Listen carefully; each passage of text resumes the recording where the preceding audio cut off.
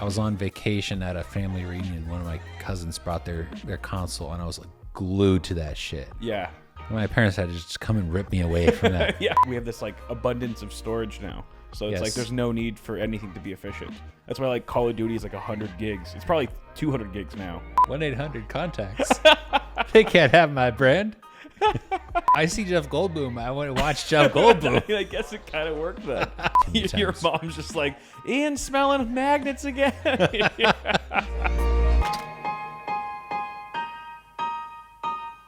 15. Oh, so sad. Yeah, I'm not even motivated to troll you with extra claps at this point. I'm just gonna let you sit in your shame with that one. I mean, honestly, like you have conditioned me to feel shame when I do a bad clap. I never used to care, and now I'm just like, even when I'm like at the office and I do a bad clap, I'm like, God, that was so bad. I feel terrible. Why don't you get an actual slate? I feel so terrible. Like an actual clapper. I don't know. I'm not gonna spend $10 on a artificial clap. Artificial clap when I got the natural, all natural. You spend money on silverware when you have hands. Yeah, because I don't want to get spaghetti on my hands. It's crazy. That's half the fun, man. Then I'm washing my hands 15 times a day. How much I eat. Well, ain't no way, boy. Ain't no way. Anyway, welcome back from Virginia. Are we allowed to say where you were? Yeah. Okay. I mean, I got to see some really cool stuff at turns out the better Air and Space Museum is not in D.C. It's in Virginia. Yeah, I know. You were showing me those pictures. They looked crazy. Yeah. They had so much stuff. Cool looking stuff. Yes. Way bigger. Way more cool stuff. It's just a couple of hangars, like giant hangars full of planes and space stuff. Yeah. And I had a blast. That's awesome. And Did you just go solo, or were you with any like coworkers over there? I just went solo. Nice. Because I basically had like a free day. Yeah. And I was yeah. Like I was bitterly disappointed by my experience with the Air and Space Museum in DC. I was determined to have a good one, and I did. I was very satisfied. Yeah. I mean, Virginia's a huge like military state, isn't it? Something like that. I don't know. Something. I think of North Carolina, but probably Virginia too, to some extent. Right. A lot of soldiers and stuff. Well, they have DC right there, so I'm sure there's a lot of infrastructure. Yeah. And I will say, like, I think museums are one of the things, like recreational activities that really works well solo. Yeah. You know what I mean? Because you get to go at your own pace. I mean, imagine if you and I went to a museum together. I read 30 times slower than you do. I'd be like, you'd be through the whole thing already. I'd be like, you'd come back, you'd lap me. You'd be like, you're still at the first. Or there's some stuff that I wouldn't even bother reading because I'm like, I want to look at this thing. This thing's cool. Yeah, true. Yeah, let me see if I can read the text that's on this thing. Right. It's not something that you can really do. I mean, it's harder to do together at the exact same time because you just sort of wander, you know? Yeah. It's not like a movie. Museum going is definitely a good solo experience. But I rarely ever see anyone solo. I always see couples or just... You drag your family to the museum. Family. Yeah, right. I would hate to try to like wrangle a bunch of kids especially at a place where there are guardrails, but they're like, you can just go right under them, no problem. Yeah. Oh, actually, this reminded me of like some story I read, some article. Apparently, there was like super random, but it was an airline in China, a Chinese airline, and these adults, this lady locked a crying kid in the bathroom. On the plane. It was like, I think the grandparents were there of the kid, but then the grandparents like gave the go ahead, like, oh yeah, like we can't get this kid to stop crying. It was like a 3-hour flight. Kid was crying the whole time, and so like the lady like locked the kid. I think she went into the bathroom with the kid, but was basically like, and for some reason like was like recorded it. Like there's a video of the lady like yelling at the little kid, like the little girl, to stop crying. Like you're not leaving this bathroom until you shut up. And then it went viral, and everyone's like, what the hell's wrong with you? Why are you bullying this little kid? Kids are supposed to cry. Just let her cry. And then the Chinese government was just like, yeah, we don't like this. We frown upon this. We need people to have more kids. This isn't helping. No, that is not it. That's that reminds me of this commercial. that I saw that was like some dad taking his kid to the store, and then the kid like grabs a giant bag of candy, and once dad puts it back, the kid just throws himself on the floor having a full on tantrum. Yeah. And then the ad is for Trojan condoms. That's so good. It's so funny. And that's so good. And you wonder why, people aren't having as many kids anymore. Yeah. Yeah, no, it is crazy. I mean, it's hard. Like parents don't really do a good job marketing parenthood. Because they just look worn out. They look tired. They look miserable. They look traumatized. They do. Because they have been. Yeah, there's just like this dead look in their eyes. They have the most dead look in their eyes. But then it's like you talk to them, you're like, "It was the best thing I've ever done." Mm-hmm. You know what I mean? It's like, it was the best decision I've ever made in my life. It's like you look like you're about to hang yourself. It's like, no, I don't regret any of that. I would do it all over again 30 times if I could. It's like, dude, well, just can you smile a little bit more? Because you're not selling me at all. Come on. I mean, I've seen some parents who are showing the joy that their kids bring them. Yeah, but it's not the majority. And it's like I think it's got to be the roughest right when the kid's born. The closer you are to childbirth, the more like you're getting very little sleep. I'm sure it gets a little easier in a lot of ways as the kid grows, but then it's also like there's a new like strain. There's like it puts a strain on like the marriage, as well for a lot of couples. I think for any couple really. And then it's just some couples handle it more gracefully than others, and they come out stronger and like we did that together. And others just like want to rip each other's throats out. Like I think I can't speak from experience, but I have a suspicion that it's the parents who really are truly a team. Yeah, exactly. And they keep that spirit of teamwork and camaraderie through the whole ordeal. Right. That tend to come out, the best essentially. Yeah, right. It's the parents who go, who have division, who have, or regrets or are their heart's not fully in it, right. In terms of being willing to sacrifice, who eventually become resentful towar's each other. Exactly.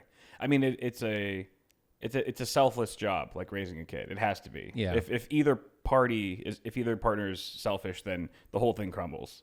Like it's almost like you constantly have to be thinking about like what can I do to help them versus what can they do to help me. And if both parties are looking out for each other, then it's teamwork makes the dream work. Now, I think it's interesting that that's just how parenting works around these parts today. But the approach to parenting has been historically, even in the U.S., very different. Yeah. And around the world has been very different. Yeah. There's a lot of ways to raise kids, and it's like, but for whatever reason, it's just society says here's the right way to do it, and you just go, okay, well then that's the right way to do it. Yeah. Yeah. And you have to both partners have to line up and be on the same page. Yeah. When it comes to how to raise the kid, education and just disciplining, all that crap. Yes. And it's like you don't even really know. Like you don't even really know what kind of parent you're going to be until you're a parent. I suspect so. Yeah. I mean, maybe you can have the generalization. You can have a broad idea, but an idea of what you want it to be, but reality has a tendency of not being what you want it to be. Exactly. And then you also don't know what kind of parent your partner is going to be really until it happens. And you're just like, oh well, we gotta adjust. We gotta adjust for this. It's a whole talk about it. Whole ass undertaking, man. Yeah, no, man, jeez, kids, man, it is crazy. And we are not even the ones who have to bear the child. I know. We're just like we have to bear the burden of, childbearing happening nearby, right, and then right. Bringing up the child. I was talking to Mel and I were talking about this over the weekend. Actually, I was just like, back in the day, way back in the day, men like risked their lives, like they had to go out and hunt or like go to war, and I was like, but the trade off was like women had to have kids, and there was also like no childbirth or no child, what's it called? birth control. So it's just like you just kind of had like I'm still watching Vikings. I'm on the last few episodes. It's almost wrapped. It's almost still wrapped. Going. How many seasons does that show have? Dude, it's like I think it's like 5 seasons, but then the last few seasons are like 20 episodes each. Wow, they don't make a lot of 20 episode seasons anymore. They really don't. I was actually pretty impressed. Like you get used to 8 episodes per season these days. I'm ready for it to be over. It's been so long. Every character is just like, oh my gosh. We've exhausted this arc. But yeah, I mean, throughout the whole series, obviously they're Vikings. So it's just like the women they have to basically have sex with dudes in power in order to just survive. Yeah. Otherwise, you're just a slave or you just get raped or whatever. And even like even when they're in, around powerful people, they get banged, they get raped by some king. Mm-hmm. And now you're that king's property because his son or his child is inside of you. Oh, yeah. So you just get, you have no bodily autonomy. Literally none. And it's just like, that's what they've had to do. Women have just had to deal with that for much longer than they haven't in history. Mm-hmm. So it's fucking crazy to think about it. So, but I was saying, for Mel, okay, even though we're mostly past that now, thank God, in society, women still have to give birth. And that is, I think there's like a Louis C.K. bit where he's like, you're not a woman until you push another human being out of your vagina and completely sacrifice your body until your nipples are all chewed up. You're not a woman. But it's that's the peak of woman trauma today. Yeah. That is, I can't even imagine going through it. I don't know. It's interesting because I've seen it. I've seen several takes on it that are it's not so much trauma as it is it's a trial. Yeah. It's a journey. The right word. It's a physical trauma, maybe. Yeah, physical trauma. Yeah. But there are also a lot of people who can speak positively about aspects of it. Yeah. And there are some actual legitimate health benefits to having had a kid. It lowers I believe it lowers your risks of breast cancer. Yeah. Which is not a small deal. Right. But then at the end of the day, you created a human being. That's the craziest part. It's pretty nuts. Mel was saying that when she heard from her aunt or her dad or something that when her mom gave birth to her, she didn't scream, she didn't cry or anything. She's just the pain was so intense, but it turned her silent, almost in a frozen state. But I'm just imagining how badass is that? A woman just powering through it, completely silent. It's that is impressive, and that's crazy. I guess for a long period that was how it had to be, just because there's predators out there that would hear your sounds and be like, oh, that's an easy meal right there. Right? Wasn't it? I might be just imagining this, but wasn't that a scene in A Quiet Place? The lady has to give birth. She makes a sound, the monsters come. But I don't remember if she was giving birth. I can totally imagine that, but I don't remember it. It sounds like it would have been a scene in that movie. But yeah, there's no way. I would. Me and the kid. If that was me and the kid would be toast. Yeah. I'd probably just fart before, fart before I even screamed. It'd be over. Yeah. You just let out too many squeakers and you're done. Gone with the wind. That movie, I wanted to enjoy it more than I did. The first one or the second one or both? Or I think both. Yeah, same. It had a lot of potential. I think it was still entertaining for what it was, but I kind of walked away from both of them just feeling it's not a must. If I'm generous, I give it a 6 out of 10. Or 5 or 6. Yeah. Agreed. Did I watch a movie? Watch some movie this weekend. Did we not? Oh, yeah. There's a crazy. I know you're not a huge true crime guy, but there's a new show on Netflix. It's a docuseries called Worst Ex Ever. It just talks about each episode is a different couple where it's they had a falling out and the ex-boyfriend or girlfriend or wife, husband. Goes crazy, stalker. Just fucking nuts. There was one that was nuts. This lady, she's like an Asian lady, and she marries this guy. They have a kid. Everything's normal, and then on their honeymoon, she throws a swing at him. They get into a fight. She like throws a swing, misses, but he's like, "Whoa, that's weird." Yeah. And then her like she just becomes more and more paranoid and violent as time goes on. Starts accusing the guy of sexually assaulting the kid. Oh shit. Just to get full custody of the kid. Eventually gets full custody, but then the guy takes her to court, proves that she made it up, the allegations. So then the court keeps awarding him more and more custody until he's basically 100%. This lady and her mom, and her mom was a coworker of the guy, of the husband. That's how they met, through this lady's mom. Okay. The wife's mom. So the wife and the wife's mom devise a plot to break into the house of the husband's house. Who he lives with his grandma, his like 90-year-old grandma. They break in while it's only the grandma's home. They stun gun, they tase the grandma and then kill her. They strangle her to death and stuff her in a trash can.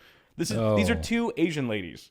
And then they wait for the husband to come home with the kid. They lock the kid in the bathroom, and then their plan was to force the husband to write a suicide note and say, "I killed my grandma and I shot myself. Award full custody of the kid to my wife." Well thought out plan. Yeah, and so I mean the lady just like the wife had the gun pointed at him, but then cops showed up because after they killed the grandma, it was wild because the grandma had a phone call that she would have with her boyfriend at the time, this other old man, at 5:00 p.m. sharp on the dot. It's like they're old people, so it's like it's always consistent. And then she didn't pick up, so he sent his son and over to the house for like a wellness check. Yeah. And then the son was like, "She's not in there, and this is really weird." And that's when the husband showed up. So the police actually show up while this guy's being held at gunpoint. Yeah. And coerced into writing a suicide note. Yeah. Yes. Literally right as it's happening, right? Like moments before he was probably gonna, write the note, and then she was gonna shoot him. So they're like in the hallway or something, and the cops are like, "Freeze!" And he actually bolts because in one of the bedrooms the wife was hiding, kind of like hiding out of view of the cops, but pointing the gun at the husband. So he was like, even though he says in the interview, even though the cops told me to freeze, like I just wanted to get out of her line of sight. Because the cops couldn't see her, but she had a beat on him. Exactly. And so he looks very guilty at first until they start investigating. They were like, the cops are like, the detectives like, "Yeah, it was a shit show. We had no idea who was a suspect, who was a victim. So we just handcuffed all three of them. We just handcuffed all three, brought them in, and they found like a revolver in the wife's coat. And she said, during the interrogation, it was his gun. He started waving it at us.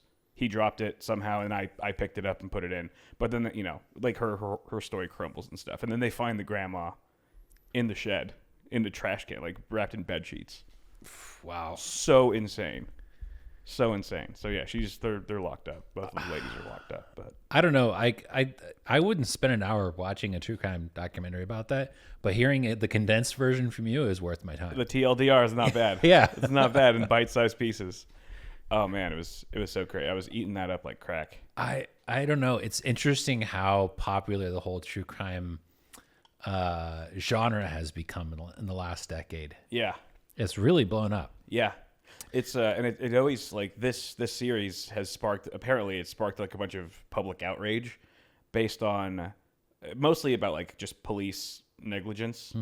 Because I won't go into detail on this one, but there was another one where some like successful Wall Street business owner gets accused. She gets raped by some guy who pretends to be NYPD, but he's just a con artist. And then she's going to take him to court for the rape. And so in order to discredit her, he stages 3 armed robberies, and pays off people to call the cops and say it was some because she's Indian. Some Indian lady just robbed me, basically leaked this fake info to the cops. The cops arrest her, throw her in jail for impersonating an authority figure and for armed robbery. And she was in jail for like a year. Whoa. And she had a kid and everything. It was just like, yeah, just locked her up. But then the guy's ex came for it. So, but basically, so there was that. Wait, he could got away with it and then confessed? He got away with it. He didn't confess. He was flexing to his girlfriend at the time. Oh, I just got this bitch locked up. you know. And then once they broke up, the ex actually was the one who told the full story. Yeah, if you're with somebody in a relationship and they tell you about how they fucked over their last ex, like, in an epic way, run and run fast. God. But that's such a weird common theme is people just can't keep their secrets. They commit some crime and they either boast about it. Yep. Or they just feel guilty and they confess, and it's just like they just can't carry the weight of that. I know. Yeah. I mean I think a lot of the super crazy, I mean they're all crazy. If you're killing someone, you're crazy, but a lot of them do it, you know, it's like a flex, you know. They're like, they do it for sport almost, and they want to. You're right, like they boast about it to other people, like, oh, this is what I did, and I killed this many people. Like, you know, they have a body count or whatever, and they're all proud of it. What's your body count? Yeah, what's your body count? Oh man, 0. Sorry, I'm a loser when it comes to being a psychopath. Yeah, there's a joke in there somewhere. You know, I asked a serial killer what their body count was. It's like, I don't know, alive or dead. What kind of bodies we talking about? Oh my goodness. So it seems like there's just this ebb and rise and ebb of different genres over the years. Like right now, true crime is kind of peaking, I think. Yeah. But remember, I don't know, 10, 15 years ago when it was just zombies. Just Yeah. so many zombies. Yep, zombie shows, zombie movies, zombie toys, games, Plants vs. Zombies, like everything was zombies. Yeah, there was a zombie overload. God, that was crazy. And then I think people just got burned out on it. And then obviously the people in charge of making content were like, okay, zombies aren't doing too well. We got to pivot. What's the next thing? Vampires. Oh, yeah, vampires. And werewolves. Yep, that whole gothic. Yep, that was the thing. And then... That was huge. And then it was just that, and then it pivoted to true crime? Right. Yeah, I mean... Or was there anything else in the interim? What is it now? Now it seems to be more like parallel universes and... Oh, yeah. Multiverse shit. Like mind-bending type of psychological stuff. I mean, I guess that's always kind of been around, but I feel like it's amped up a little bit lately. Okay. I'm cool with that trend. Yeah. And God, let's just please stop the Marvel movies already. They're terrible. Yeah. They're so bad. One exception, obviously, but... They've gotten worse. Yeah. What was the one exception? Iron Man? Deadpool Wolverine. Oh, yeah, Deadpool and Wolverine. That was actually pretty entertaining. Yeah. I enjoyed it. And I enjoyed the snark thrown at Art Marvel. Yeah. Or a 20th Century Fox. Yeah. No, that was... There was a lot of it. But it was well done. It was. I appreciated it. But they even threw some shade at Loki, which I thought was funny. Oh yeah. What did they say about Loki? I forget. They Wade actually references like, oh, that one thing from the 3rd episode of Loki or something. That's funny. That's really funny. I didn't know. Someone told me this, that like in the comic books, like Deadpool breaks the 4th wall. Like constantly, yeah. That's like his thing. I didn't know that. I was like, oh, okay, it makes sense in the movie. That's pretty cool. What, you didn't notice that in the previous Deadpool movies? I did know that. Like, I just didn't know that that he did that in the comics. Oh, okay. Yeah, I didn't know that it was like inspired by the actual comics. I thought they were just being, cheeky. Cheeky. I don't know. That was fun. Yeah, that's cool. I'm just glad we're done with zombies. It'll come back around in like 30 years. Yeah, it will. What are you waiting for next? Hard sci-fi. Hard sci-fi. That's not ever really going to be like a massive wave, but I'm still holding out hope. I mean, aren't there what hard sci-fi is stuff is out right now? Is the Expanse hard sci-fi? I would call it fairly hard. Hard means like it obeys like the laws of physics, right? And like the speed of light and all that. Pretty much. Okay. Pretty much. Right. There are some exceptions, but like, yeah, you can't just go to warp or whatever. Like you want to go from Earth to Mars like or Jupiter or whatever, you can't break the speed of light. Okay. And you have to accelerate half of the way and then flip and turn around and decelerate the other half. Gotcha. That's kind of hard sci-fi in a nutshell. Interesting. So does that mean in hard sci-fi you're like things are less likely to take place, like for humans things are less likely to take place further from Earth? Yeah. Like, and if it was not hard sci-fi, you could literally be anywhere. You could say humans are. Or you could have hard sci-fi where, you have a generation ship that left from Earth 300 years ago and finally arrived at its destination. Right. And now the story is this ship who's, full of people whose great grandparents set off on this voyage. Yeah. Are now finally fulfilling their mission of like, hey, we got to get to this planet and try to colonize it or whatever. Right. Like that's hard science fiction because it took 300 years for, or longer for this huge ship to get from Earth to some other solar system. Right, I see. What's the furthest, or I guess, what's like the furthest away from Earth you've seen humans go in a hard sci-fi book or? Well, like for example, in the Expanse, it has some exceptions, like because as Arthur C. Clarke said, any sufficiently advanced technology is indistinguishable from magic. Mm-hmm. And it rings so true because in a universe where you're writing hard science fiction, you can be like, okay, well, here's something that just doesn't make any sense. You have a portal that goes to basically like a train, like a Grand Central Station, and then it's full of portals that will take you to star systems thousands of light years away. Right. And that's outside of the bounds of really hard sci-fi because it's breaking the laws of physics as we know them. Sure. But then you can go, well, it's advanced technology. We don't understand it. It's real. It's technology. It may as well be magic, but it works. And right. So damn. So like, for example, in that series, you do end up with that where you can travel from the solar system to some other, star system that's thousands of light years away, right, and really quickly. Yeah. But you're not breaking the laws of physics as they're written for humans, because there are aliens that kind of made their own loopholes within the laws, and you're just exploiting those loopholes. Interesting. That is a pretty wild loophole. Yeah. Portal. Yeah, portals, man. That's pretty cool. So moderate to mild spoilers for you there. Yeah, sure. That is a show that I would eventually like to watch when I, make a point to watch it. Is The Expanse. I've heard very good things about it. I have rewatched it several times, and I actually just recently read the last book in the series. I had forgotten that they hadn't finished the series. Oh, I didn't know it was a book. It was a book series. I think it got up to like 8 or 9 books. Gotcha.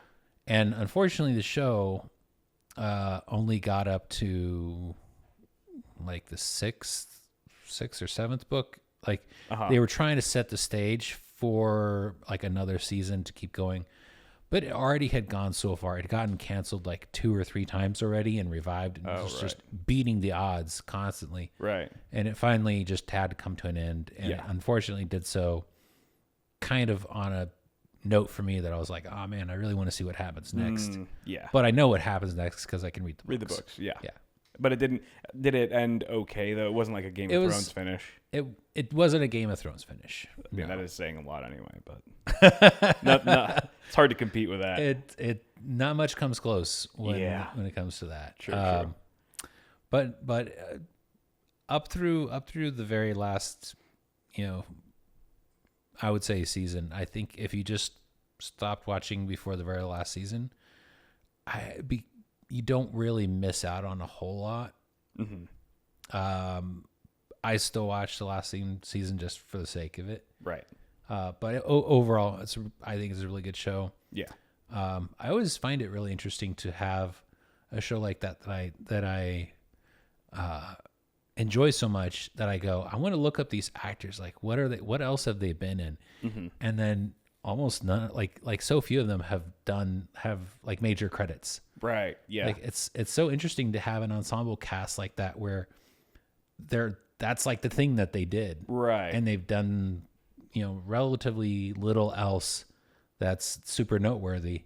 And you go, man, they did such a good job. Like, why haven't they gotten more work? It does seem like, I don't know what it is. I think it's like Hollywood almost seems to want like fresh faces for all their, I guess like Netflix and like streaming is Hollywood now, right? Yeah.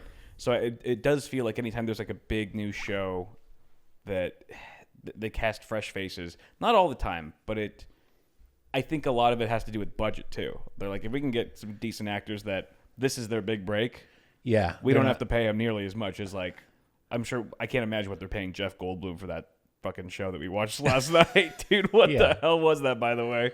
That show was, I was a little effed up, but I was like, is this show good or bad? I couldn't tell, dude.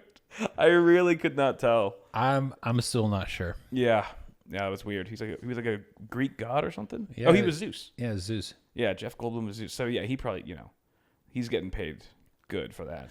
That is a good point. And then it's weird because it's almost like this thing where star power really isn't a thing anymore. True.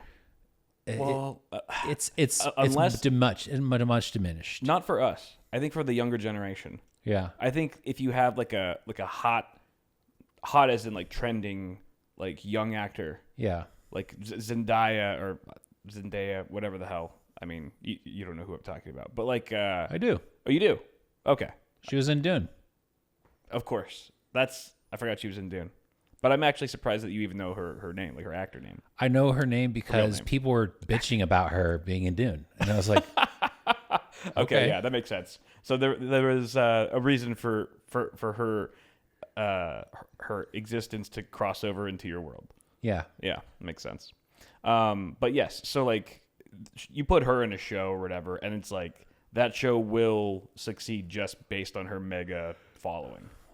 But like Jeff Goldblum, like our generation, I see Jeff Goldblum. I want to watch Jeff Goldblum. I guess it kind of worked then. It does. I guess it kind of works. Yeah. But I know like the youngsters really eat that shit up these days because social media is just popping. I was gonna say it's got to be really hard to generate that though. Like grassroots, generate the kind of following that will propel you to success. Yeah. It's like you get a part and it's your big break and you run for 6 seasons, but you'd never really get the following and the star power to get you more gigs. Then that was like your one big break. Yeah, that's so true. I think it's a lottery in a lot of ways. I think Yeah. You don't really have any control over public opinion of you. So many stories of that come out of Hollywood are just pure chance. Like it's pure chance that so and so got this part and it just launched their whole career. Right. Exactly. Right? Yep. Or you just you happen to be in the same room as Steven Spielberg. Completely dumb luck. And then it turns into a whole thing. Right. I think like the less talented you are, the more luck you need. Because there's so many. Of course, there's got to be like tons of extremely talented actors that will never make it. Yeah, unfortunately, most of them don't. So yeah, there's absolutely just dumb luck involved with that industry. It's weird to live and work in a place where you see just random shows or movies just filming. You drive or walk past and you go, I wonder what they're making there. It's a lot of it, most of it's commercials. Like. Because there's way more commercials shot than anything. Your contact lenses just arrived. 1-800-CONTACTS. They can't have my brand. Wait, what's that from? That's from Special Eyes. Oh my gosh. Is that the name of the company? No, what is that? Special Eyes? Okay, this is like... I know this is from a show. No, it's a YouTube video that just... Anytime I'm like... in a funk and I need a guaranteed laugh, that'll do it. It works every time. Wait, this is something that you've probably shown me. I've probably shown you this. It sounds very familiar. I think I've seen it. Oh, this one. Your contact lenses just arrived. 1-800-CONTACTS. They can't have my brand. I have special eyes. Look with your special eyes. My brand. That's the one. That's amazing. Oh, yes. I forgot about that one. It's just like a nugget of pure joy in your day. Yeah. And I have to say thank you to the creator, whoever they are, because it's just a timeless little nugget of positivity. It's so funny. Something so short and dumb could bring so much happiness. Yeah. I've I've literally sat and watched that on repeat for like 10 minutes, just laughing my ass off. which all 11 million of those views are from you. At least a couple hundred probably. Jeez Louise. But that's great. Somehow it hits right every time. God, there's videos like that for me, of course, but I don't really ever go to them, you know? Like that's a good idea. It's a nice thing. It's like if I need a laugh, I need just like a sprinkle of joy in the day. Mm-hmm. I should have a few go-tos. I should have a few like viral videos on speed dial. What else is going on, man? I don't know. My sleep schedule is totally inverted right now. Yeah, mine too. I mean, we're both very awake. It is 4:20 in the morning right now. 4:20, blaze it. It is literally 4:20. I think you woke up a couple hours ago. Yeah. Yeah. And I was working overnights like the last week. Right. And now my sleep schedule is completely unhinged. It's just completely unanchored from reality. And you have to go back to work on like your normal work hours tomorrow, don't you? Yeah. You just caffeined it up, dude. I guess. Got to caffeine out. Yeah. That's rough. Try to not take naps at work. Yeah. Yeah.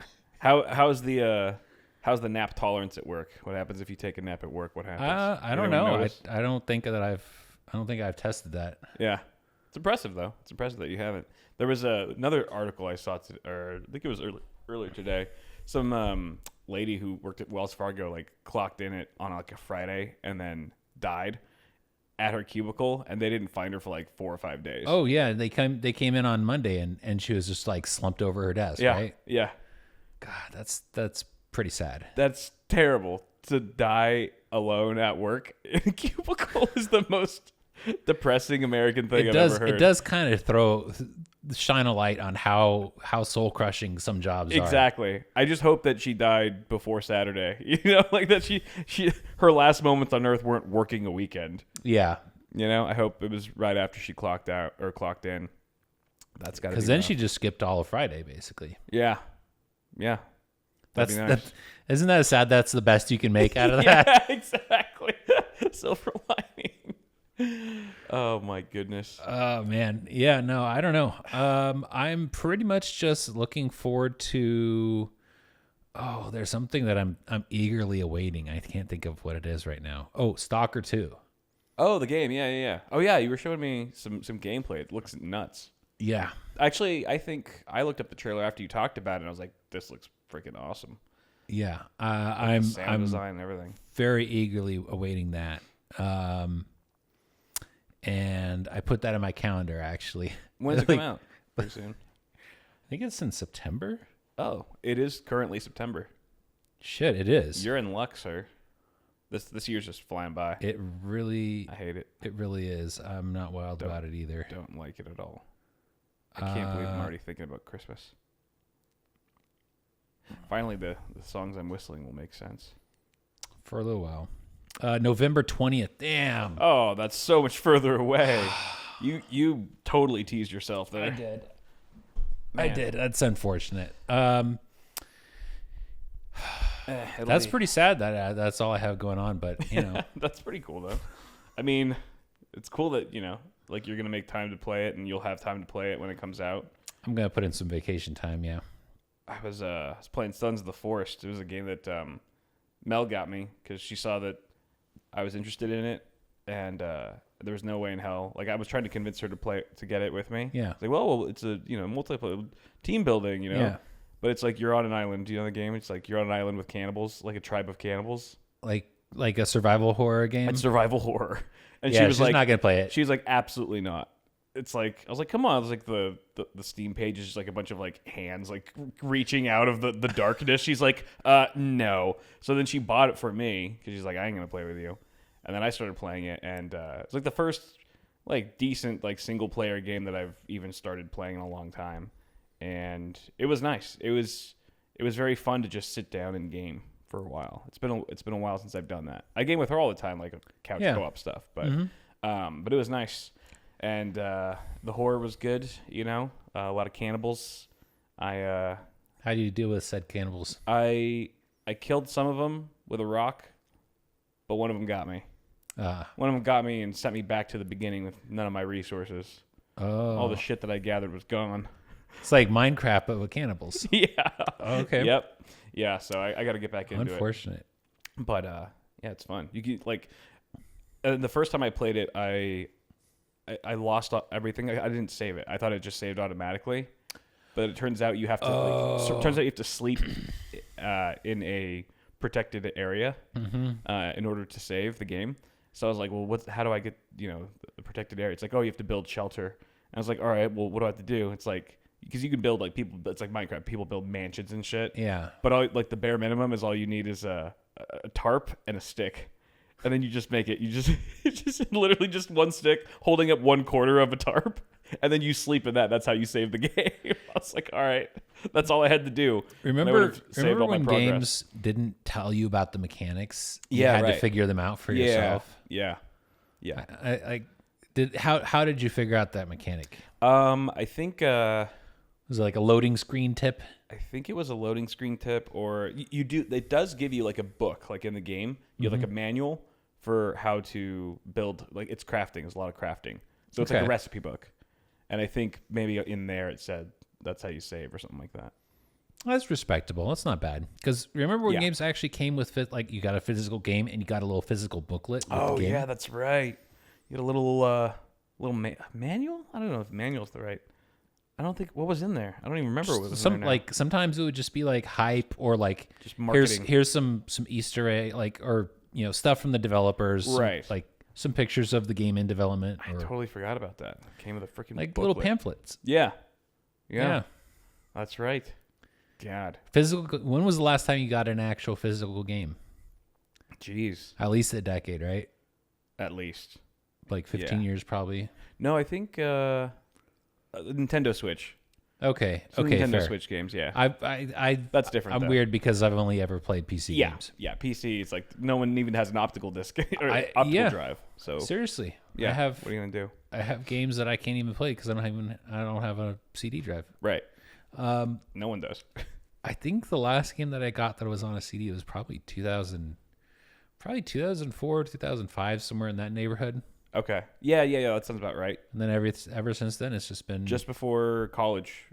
Shortly before college, when you were still in high school. I think it might have been Skyrim. I had Skyrim, the physical copy. Yeah, I think it was Skyrim. Yeah, that's funny. I think probably everyone we know, like all the guys, have a physical copy of Skyrim. And that was the last physical game. That was it. Literally it. Man, I remember trying to play PC games on my parents' laptop when I was like in high school, and it just being total hot garbage. But I mean, I was like, this is amazing, But it was like terrible graphics, so laggy, so choppy. I was probably going 25 FPS or something like that, if that. Nostalgia makes everything like so much better in retrospect. You go back and you go and deal with that reality, and you're like, this is god awful. But you look back, through the lens of nostalgia, and you're like, those were good days. Yeah. Gaming on that fucking 15-pound compact, that giant brick of a laptop that just sounded like it was gonna take off. Yes, the fans were so loud. Oh man, I do remember noisy laptops. Man, it used to be that devs would make all this extra effort to optimize their games, like especially when you had to fit a game on a cartridge. Oh yeah, and it's what, like 64 kilobytes of memory. Sure, yeah. That you have to work with. And I remember one game had like a sprite that they used for bushes, and then they just took that same sprite and made it a different color, and then threw a bunch of them on the screen for smoke. I remember that was like they would reuse different like game assets in different ways. Interesting, yeah. To save space. That's so funny. And now that level of like care and optimization is just completely gone. Yeah, they're just like, oh, get a better graphics card, get a better CPU. You should be able to run, at least 60 FPS. Yeah, that's so true. Like we have this we have this like abundance of storage now. So it's like there's no need for anything to be efficient. That's why like Call of Duty is like 100 gigs. It's probably 200 gigs now since I last checked with all like the updates and patches and all that. Yeah. It is ridiculous. It's like, there was no computer in the world that could that could store that one game, right? Years ago. Yeah, no, it is ironic, but we put up with it for now. Yeah. Oh yeah. I think I got 16 terabytes in my my computer now. It's like whatever, it's fine. I remember the first time I saw a hard drive that was a gigabyte. Oh gosh. Or no, was it a terabyte? Maybe it was a terabyte. Ooh. No. No one even knew what a terabyte was back then. No, it would have been a gigabyte, I guess. Yeah. This was back in like 2002, 2003. Yeah. Yeah. And I remember the first time I saw a CPU, somebody had overclocked to 1 gig. Yeah. I was like, me and my dad were like, whoa. There used to be this computer fair in Pomona. Yeah. That we would go to on the weekends. And it was I remember it so fondly. Yeah. And it was like a trade show, but like all the booths were just people like hawking like software or like hardware. Right. Or random knockoffs of stuff. That's fun. And sounds like a great time. It was, dude. I used to love that. And then it was like a strong contender for a good, I don't know, 5 years. And then eventually like Amazon and online retail and physical retail really caught up and started, dominating. Yeah. And it just faded away. Yeah.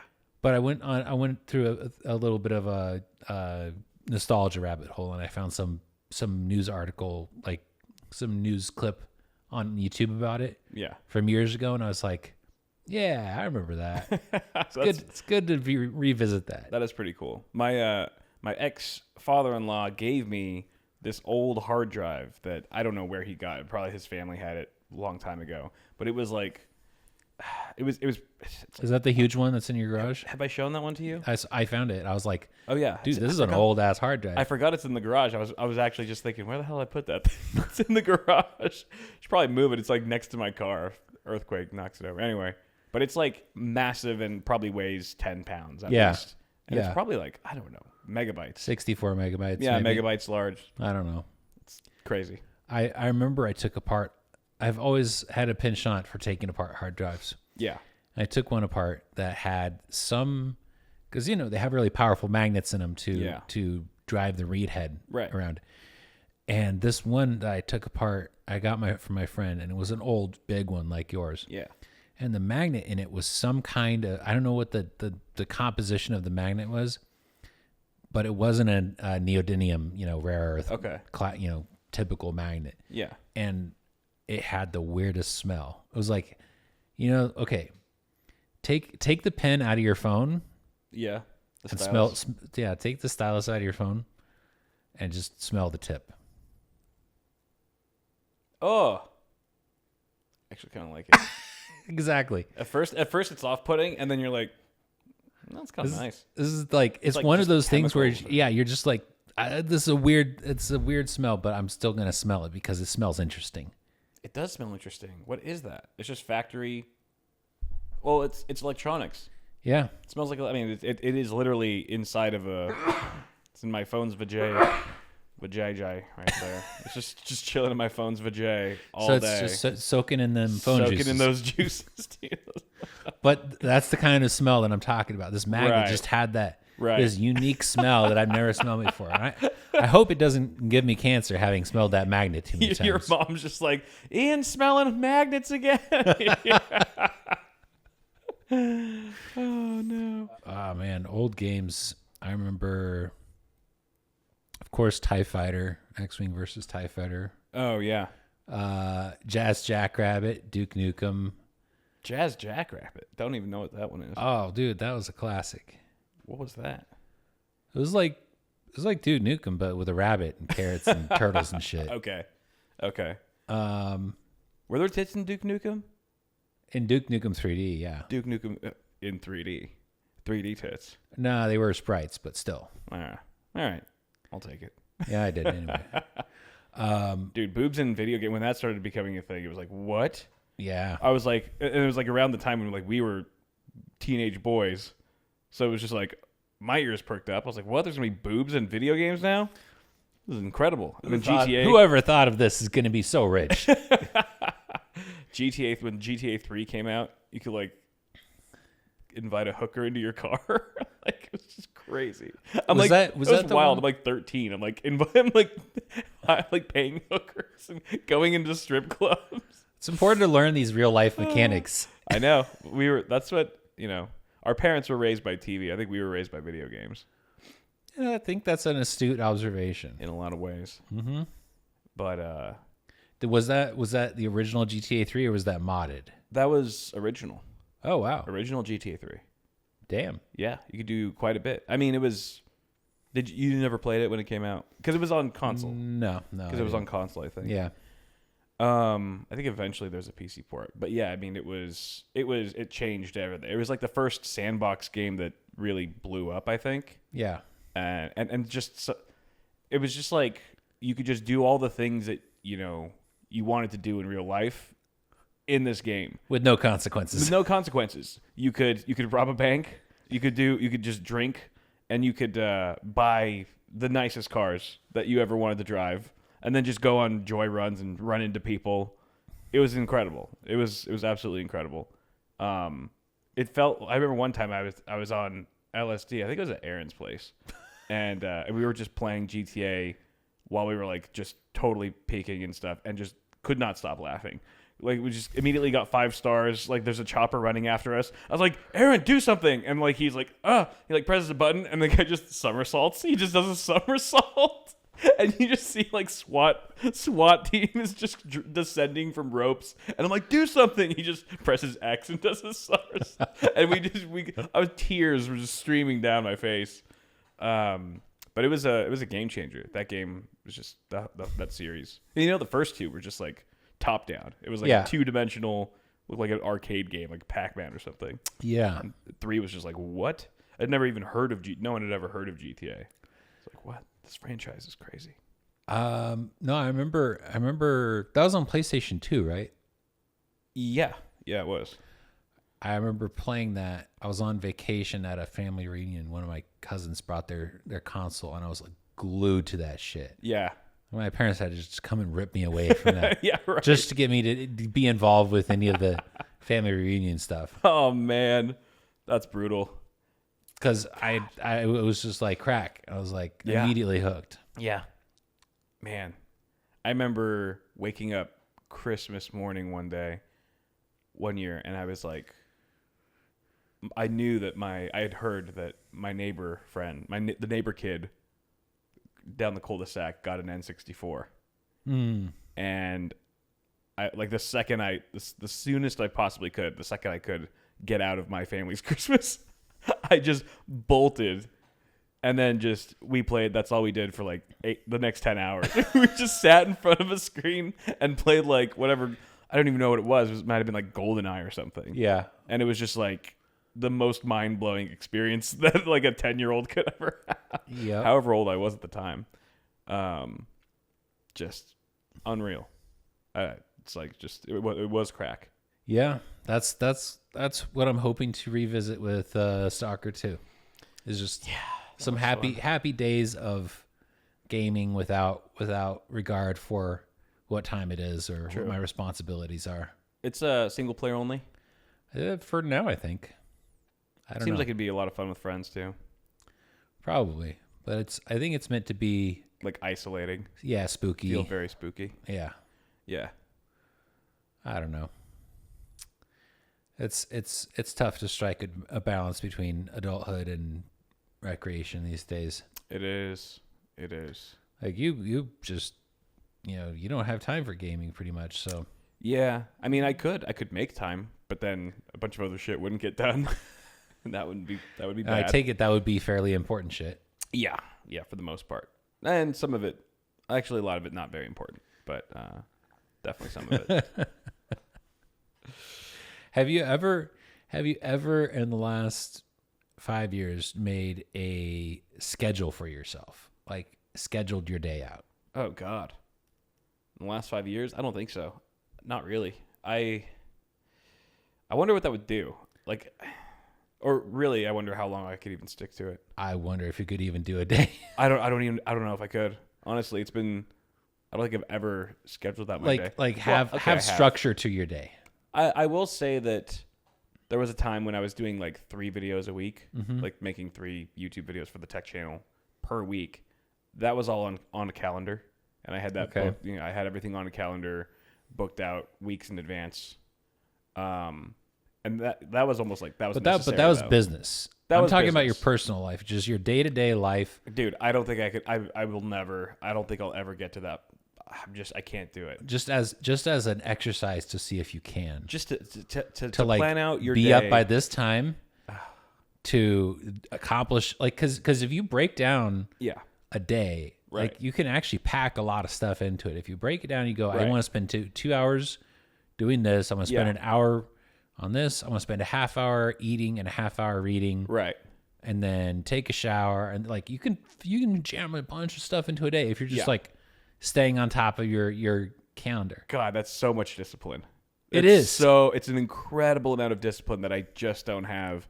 And also it would stress me out. Like in some ways, I'm not saying I can do that. Oh yeah. No. I'm not pretending I am capable. I don't of really that. know many people that can do that or that want to. I feel like even if I could do it, I don't know if I'd want to. I feel like it would really stress me out in a lot of ways and make me kind of feel like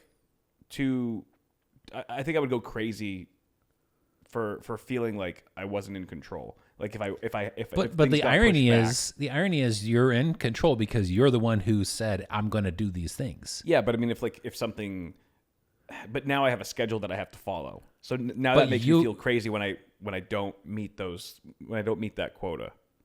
If I'm not there's hitting those got marks. to be some kind of ability to fail without it being a huge negative. Yeah, Like, but it's instead of it being a failure, you just missed that deadline. I just think to methodically plan out every hour of my day is me hunting for psychosis. it's me creating a test that I know I can't pass. Yeah, I think that would be. I think that that would be the bum same me, for me and too. that would bum me out a little bit. I think. But what if you could pass it? I think that if I was to do that, seriously give it a try, I'd have to start easy. I'd have to start. You'd have to like taper. Just Start with like 3 things. like wake up by this time. Yeah, wake up by this time, get this project done, which is kind of what I do now, more or less. Actually, no, I wake up whenever the hell.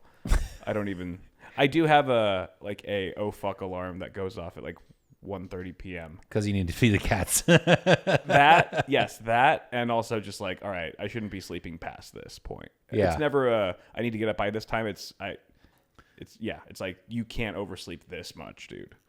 Okay, I have one of those alarms. It's not exactly a motivating alarm. It's like, all right, get the day started, 8 a.m. bright and early. But yeah, it's something that I could probably try a little bit. I'm not even going to pretend that I would attempt that. it was a thought experiment. Like, Yeah. how would you feel about that? And the answer is not good. Yeah, no, I need it to be very broad and give me my 3 big things that I need to do today. I'll try to knock those out. That's usually been working. Although it's like, yeah, of course, if I followed a regimen like that, would I be way more productive, like insanely more productive, and be able to accomplish things at a just much faster rate? Of course. What if you started? I don't know if I want to though. What if you started by just including things that are fun, like take 20 minutes. Take mushrooms at 9 a.m. Take 20 minutes to watch an episode of whatever, Right. or Sure. take 30 minutes to read something, or take 2 hours. If I sprinkled that into like a busy day. Like if you have a normal day where you're getting shit done, but you have to take some time to play an hour of a game or whatever. Sure. Yeah, I mean, that might be kind of cool. So I'm like basically like just giving myself, like incentivizing myself with little treats throughout the day. Keep me going. Yeah, that's cool. But then, I could try it. I don't know if I will. I doubt that you will. Yeah, I know. That's too much. I think it's kind of a fun idea, but it's more fun as an idea than it is like trying to actually accomplish it. Yeah, I mean, I'm my own worst enemy. Like if I just had someone like telling me you should do this, then I probably would do it, and that's all it would take is just like another individual, like a life coach or something, to be like, no, you should do this. Here's what you should do. I'm an idiot. I need someone to tell me how to live, but otherwise I just don't do it. Like I just do whatever. I just wing it. I just wing it all the time. And yet that seems to work for you. So yeah, I mean, I'm very, very fortunate to have so many people in my life that just kind of like roll out the carpet for me, you know?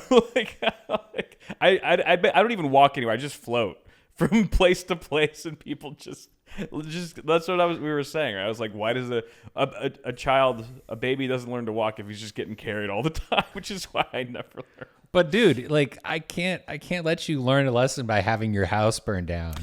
Yeah, true. I just have to yell at you about it a lot. Oh, I wish you weren't speaking literally about that. But that was literally. This was the first thing that you brought when you moved in was a fire extinguisher. There wasn't a single. Like, there was not a single fire extinguisher in the entire house. Yeah, and there were many sources of potential fire. It's so funny. I never once even thought about it. It took me so long to even like make sure all the smoke detectors were working. I was like, I'm gonna die in here. I'm just like, dude, this is just my tomb. Have you ever seen a video of like a fire, like how fast it spreads? Oh yeah, it's crazy. It's scary. It doubles in size every like 20 or 30 seconds. So crazy. And it's like you think, oh, that's just like a cute little flame over there in the corner, and like a minute later, the entire room is engulfed in flames. Yeah. No, I got a little freaked out over the weekend because there was there's the foil that's on the stove. Yeah, covering the stove. Like I was just running the burner, and some of the foil was kind of partially over the burner, and so the foil caught fire, and it just started kind of growing. And I like put the grease that was on the foil. Yeah. And I was like, oh no. And it like started like getting bigger, but then it like all the grease finally burned off, and then it died. And I was just like, damn, that was scary. And then like Mel saw it. I don't think. So you're supposed to change that foil once a year. Yeah, I don't know if she saw the fire, but she was like, oh, like you didn't cut the foil or whatever properly. And I was like, I think Ian did that because you did it right. You put the foil on. I was like, I didn't put that there. Like I cleaned the stove, and then I was like, you know what? I'm going to put some foil on this because then if Kyle has an emergency and he has to have a nice looking stove and it be clean, he can just take the foil off. Which I very much appreciate. And Mel immediately was like, I don't know why I thought you did that. She's like, of course Ian put the foil. Why would I ever think that you would put foil on there? I was like, that's fair. That's very fair. To be fair though, I mean, it has been holding up pretty well other than accumulating enough grease for a small fire. Yeah. I'll have to replace it at some point soon, or you or Mel can replace it for me. Thank you for volunteering me for that. But because we've been cooking a lot more. We've been cooking more. We actually made a pretty bomb pasta over the weekend. Oh, dude, I was so mad. I was making this pasta. I used the ground venison, and to make like a meat sauce, and then I was simmering it for a long time, like 30, 40 minutes, and then kind of like all the sauciness evaporated, like the moisture evaporated. So it was you got to add some water back in. So that's what I did. I grabbed some of I grabbed a ladle, got some of the pasta water, and started dumping it in. It was looking good, and then I taste tested it. It was tasting so good. But then I tasted it again after I added the water, and it was so salty because I forgot that we put water in the pasta water, or we put salt in the pasta water. Dang. Because I think it's for flavor to make the pasta a little salty. But I wasn't. I totally slipped my mind that we had so much salt in this water, and I was just dumping it into the fucking sauce, and it completely ruined. It was so salty. And Mel was trying to be nice. She's like, I mean, it's a little salty. I'm like, no, it's ruined. And I was like so mad because it's like it was simmering for 40 minutes. We had done all this prep work, and I was like so pissed about it. And then I was like, we can't go down like this. It can't end like this. So like we rushed and did an emergency run to grocery outlet and bought like more sauce, more tomatoes, more tomato sauce, and just diluted it. Added some more seasoning to get it back to where it was, and it was fine. Nice. And it turned out really nice. But I was like, I was having a crisis. I was spazzing out a little bit. I was Bro, like, you don't know about the potato trick? I was like, this is why I don't cook. I don't like cooking. What? The potato trick What's is that? if you have something with too much salt in it, Yeah. you take a potato and cut it in halves or quarters, and you throw it in there, and the potato like absorbs salt. Ah, interesting. Yeah, I don't know if that would have worked in the sauce. I don't know. Maybe. I don't know. It's good to know though. Yeah, I would probably Google that further before just trying it live. Yeah. Otherwise, you might end up with a sauce with just like a bunch of mashed potato floating around in it. Which maybe not a terrible thing. Could be, yeah. I do like potatoes. But on that note, ladies and gentlemen, we are gonna close out. Any last words? Had something for this. Well, there you have it, guys. Thanks for watching. See you next week. Adios.